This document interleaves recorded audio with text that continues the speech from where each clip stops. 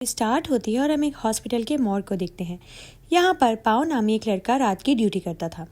यहाँ पर एक बहुत ही फेमस एक्ट्रेस की बॉडी आती है, डेड बॉडी। उसकी डेथ हो चुकी थी, जिसकी वजह से उसके सारे फ्रेंड्स को पता लग जाता है कि यहाँ पे एक बहुत बड़ी एक्ट्रेस की डेड बॉडी आई है और इन सबकी ख्वाहिश थी कि वो इसको एक दफ़ा देख सके, क्योंकि वो सबकी दिलों की जान थी। अब यहाँ पर पाओ बाहर आता है और उसके दोनों फ्रेंड्स बाहर आ जाते हैं, इवान और आयरन। वो दोनों आकर उसको कहते हैं कि तुम हमारा एक काम नहीं कर सकते, तुम मॉर्ग में काम करते हो, तुम्हारी सिर्फ एक ही दफ़ा हम रिक्वेस्ट कर रहे हैं, हमें इस एक्ट्रेस को एक दफ़ा प्लीज़ दिखा दो।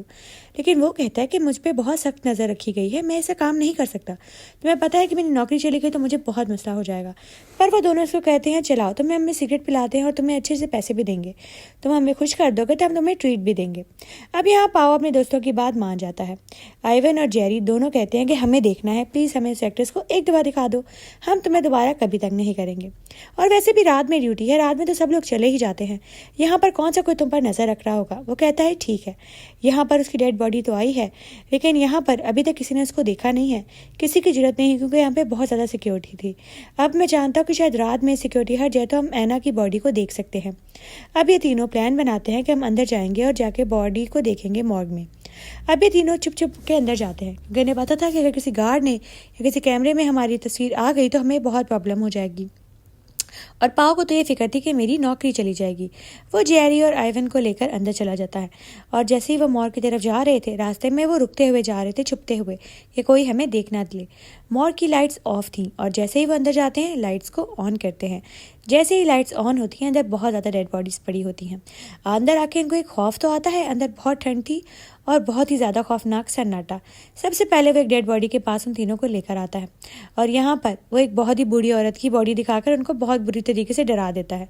वो हंसने लगता है क्योंकि वो अपने दोस्तों को डरा रहा था और वो बहुत डर जाते हैं।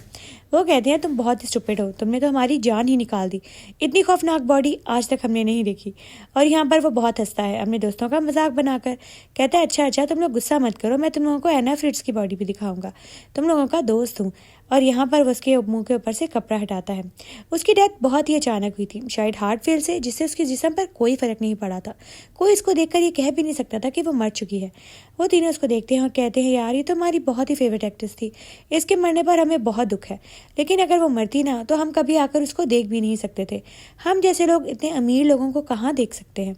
अब यहाँ पर वो तीनों को लगता है कि हमें इसके साथ तस्वीरें बनानी चाहिए और हम लोगों को दिखाएंगे कि हमने एना फ्रिट्ज के साथ पिक्चर्स ली हैं।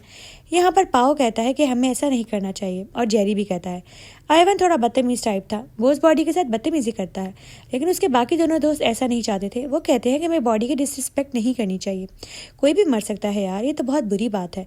लेकिन वो कहता है हमें ये मौका दोबारा नहीं मिलेगा, हम इसके साथ पिक्चर्स बनाते हैं और कोई किसी को क्या पता चलेगा, हमने कौन सा किसी को बताना है, ये तो सिर्फ हमारी अपनी फन है। अब यहाँ पर एना फ्रिट्ज की बॉडी को देखकर उसका एक दोस्त को तो बहुत खौफ आता है। वो कहता है तुम लोगों ने जो करना है करो, पिक्चर्स लेनी है लो, मैं तो यहाँ से जा रहा हूँ। अब यहाँ पर ये लोग नशा करते हैं, इनको बिल्कुल होश नहीं रहती, क्योंकि अगर होश में होते तो इतना खौफनाक काम तो नहीं करते। अब यहाँ पर वो डेड बॉडी के साथ पिक्चर्स बना रहे होते हैं और एक बहुत ही खौफनाक चीज़ जो कि होती है, वो डेड बॉडी की अचानक से आँख खुल जाती है। शायद वो लड़की सही से मरी नहीं थी या कोमा में थी। अब यहाँ पर उसकी आंखें खुल जाती हैं और ये तीनों देखकर डर जाते हैं, इनकी तो जान निकल गई कि अब हम क्या करेंगे, किसी को पता चल गया तो हमारी मुसीबत आ जाएगी, उसने तो हमें देख लिया है। ऐसा करते हैं उसको दोबारा से मार देते हैं। आइवन ये मशवरा देता है, लेकिन जेरी और पाव कहते हैं नहीं, हम किसी की जान नहीं ले सकते। लेकिन आइवन कहते हैं वो तो पहले भी मरी हुई थी, किसी को क्या पता कि हमने उसको मारा है दोबारा, तुम लोग भी बेवकूफ़ हो। और यहाँ पर इनकी आपस में ही लड़ाई हो जाती है। पाओ बहुत घबरा जाता है, वो कहते हैं तुम लोग बेवकूफ़ हो।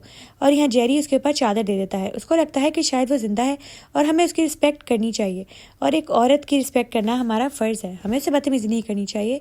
वो आइवन से लड़ने लगता है और आइवन की और जेरी की यहाँ पर लड़ाई हो जाती है। पाओ साइड पर खड़ा बिल्कुल सुन हैरान होता है, वो तो समझ भी नहीं पा रहा था कि आखिर वो जिंदा कैसे हो गई, वो तो मर चुकी थी। लेकिन यहाँ पर उन दोनों की लड़ाई की वजह से उसको बिल्कुल होश नहीं रहती।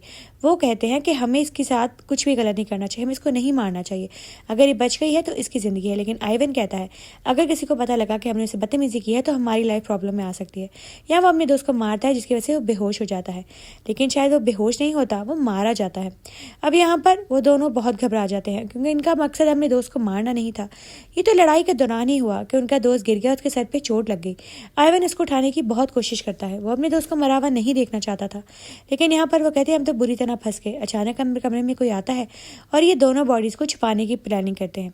वो लड़की का जिस्म अभी पूरी तरीके से सुन्न था, शायद कोमा में था।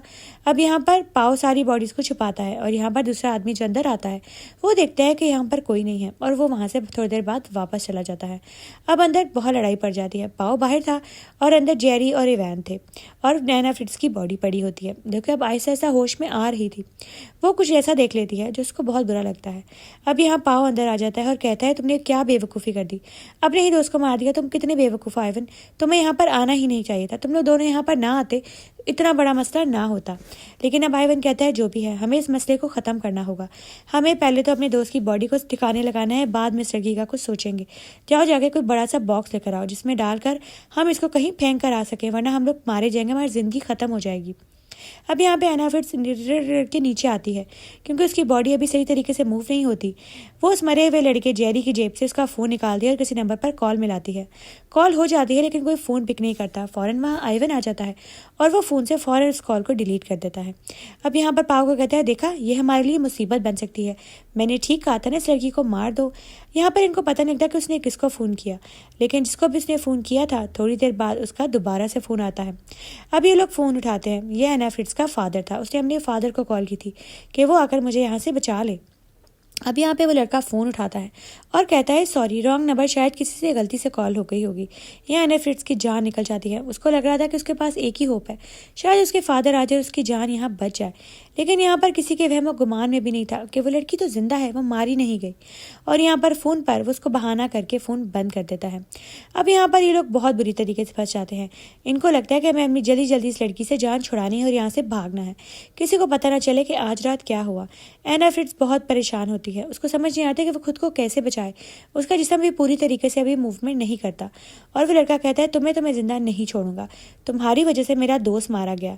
अब देखना मैं तुम्हारे साथ क्या करूंगा, मैं अपने दोस्त की मौत का बदला तुमसे ज़रूर लूंगा। लेकिन यहाँ पे एना फ्रिट्ज बता देती है पाओ को कि इसने गला घोंट कर उसको मारा है, तुम्हारा दोस्त मारा नहीं था, इसने उसको मारा है। और यहाँ पाओ को डाउट हो जाता है कि उसका दोस्त इवान अच्छे करेक्टर का तो है नहीं, शायद इसने वाकई जेरी को मार दिया होगा। एना फ्रिट्ज को कहती है प्लीज़ तुम मेरी जान बचाओ, तुम उनकी तरह बुरे नहीं हो, ना जेरी बुरा था, ये दोस्त तुम्हारा बुरा है जो तुम दोनों को फंसाना चाहता था। एक दोस्त को तो उसने मार दिया है, वो देख लेना, तुम्हें भी नहीं छोड़ेगा। अब यहाँ पर इस लड़की को एक दफ़ा फिर भागने का मौका मिल जाता है जब ये लोग जाते हैं। अब वो थोड़ी बहुत क्रॉल करते करते रूम से बाहर आ जाती है और यहाँ एलिवेटर का दरवाज़ा खुला होता है जिसके अंदर वो जाने लगती है। वो बॉक्स के अंदर अपने दोस्त की बॉडी को डाल के डिस्पोज ऑफ करने जा रहे थे, लेकिन इतने में ही इनको आइडिया हो जाता है कि वो लड़की बेड पर नहीं है और इवान की आंखें बहुत तेज़ थी। वो फ़ौरन उस लड़की को ट्रैक कर लेता है।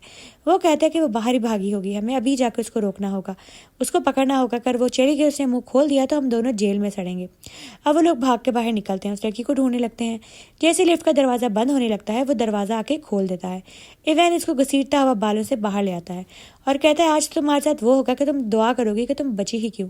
तुम्हारी वजह से मेरा दोस्त मारा गया, हमारी आपस में लड़ाई हो गई और हम आज पूरी रात से अजाब में मुब्तला हैं। तुम्हें नहीं छोड़ूंगा, देख लेना। मेरा सिर्फ एक शौक था एक एक्ट्रेस को देखने का, मैं इतना बुरा होना नहीं चाहता था जो मेरे साथ हो गया। अब यहाँ पे उनकी बहस चलती है कि हम उस लड़की को मार देते हैं और यहाँ से भाग जाते हैं, किसी को पता नहीं चलेगा कि आज रात क्या हुआ। अब वो दोनों प्लानिंग करते हैं कि एना फ्रिट्ज के मुंह पे सिरहाना रखे या चादर रखे, उसका गला घोंट के उसको मार देंगे ताकि किसी को पता ना चले कि क्या हुआ। अब वो प्लान कर रहे थे कि उन्होंने इसको कैसे मारना है। इतनी देर में वो मोटी सी चादर ले आता है और यहाँ उसके मुँह के ऊपर चादर रख दी जाती है और उसका सांस बंद करने की कोशिश की जाती है ताकि वो सुकून से मारी जाए और किसी को पता ना चले कि आज रात आखिर हुआ क्या। अब पाओ कहता है फिर भी सोच लो कि तुम इसको मारना चाहते हो या नहीं, लेकिन वो कहता है पाओ तुम इसको मारोगे क्योंकि एक को तो मैं मार चुका हूँ, पूरी तरीके से मैं क्यों फंसूँ। वो अपने दोस्त के हाथ रख के उसके मुंह पर दबा देता है ताकि ये लड़की मारी जाए और उसका भी मेरे साथ बराबर का शेयर हो। एना फिर अपनी आंखें बंद कर लेती है क्योंकि वो बिल्कुल मर चुकी थी, उसकी सांस फ़ौरन ही ख़त्म हो जाती है। अब यहाँ पर वो समझ गए थे कि वो मारी गई है, उसको स्ट्रेचर पर रख कर वहाँ से जाने लगते हैं क्योंकि अब उनको था कि हम यहाँ से फ़ौरन भाग जाए, किसी को पता नहीं चलेगा कि आज रात आखिर हुआ क्या। अपने दोस्त की बॉडी को भी डाल के डंप कर देते हैं और यहाँ पर उस लड़की को भी मार देते हैं। अब इवान बॉडी को फेंकने चला जाता है ताकि किसी को पता ना चले और वो ये काम खामोशी से कर दे। एना फिट्ज को मरा हुआ देखकर उसके ऊपर चादर डाल के पाओ यहाँ से जाने लगता है क्योंकि वो जानता था कि अगर मेरा दोस्त अंदर आ गया तो फिर से उसने कोई हरकत कर देनी जिसकी वजह से हम फंसे जाएंगे।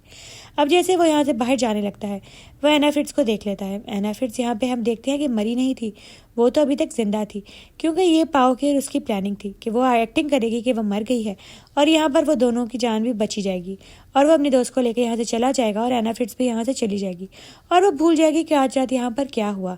और ये लोग भी इस बात को याद नहीं रखना चाहते थे। वो समझ गया था कि इवैन वाकई बुरा इंसान है और मुझे इस लड़की की मदद करनी चाहिए। अब इवैन गलती से अपना फ़ोन अंदर भूल जाता है। अब इनको दोबारा उसी रूम में जाना पड़ेगा, लेकिन उसका दोस्त पाओ कहते हैं मैं ले आता हूँ, तुम इधर ही रुको। वो कहते हैं नहीं, मेरा फ़ोन रह गया है तो मैं ही अंदर जाऊँगा लेने के लिए, तुम्हें क्या पता मेरा फ़ोन कहाँ पर पड़ा होगा। अब वो उस रूम में जाता है जहाँ एना फ्रिट्ज की डेड बॉडी थी, लेकिन वो तो मरी नहीं थी। और यहाँ पर कुछ ऐसा होता है जिसको देखकर दोबारा से मामला गर्म हो जाता है। वो एना फ्रिट्ज को वहाँ खड़े हुए कपड़े चेंज करते हुए देख लेता है। उसको समझ आ गई थी कि इन दोनों की प्लानिंग थी, एना फ्रिट्ज मरी नहीं थी। वो अपने दोस्त को कहता है तुमने मुझे धोखा दिया, अपने दोस्त को, इस लड़की के लिए, तुम वैसा दोस्त मैंने आज तक नहीं देखा। और वो उसका गला दबाने लगता है, उसको मारने की कोशिश करने लगता है। और इतनी ही देर में पीछे से एना फ्रिट्ज भी आ जाती है, क्योंकि अब उसके हाथ पाँव बिल्कुल सही तरीके से काम कर रहे थे। वो वहाँ से एक नाइफ उठा लेती है और वो बहुत तंग आ चुकी थी इसकी हरकतों से, और वो पीछे से इसको स्टैब कर देती है, जिससे इवैन मारा जाता है।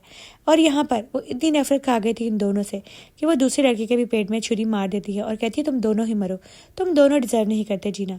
और यहाँ पर वो उन दोनों को मार के यहाँ से चली जाती है, क्योंकि वो जानती थी ये दोनों ही घटिया इंसान हैं।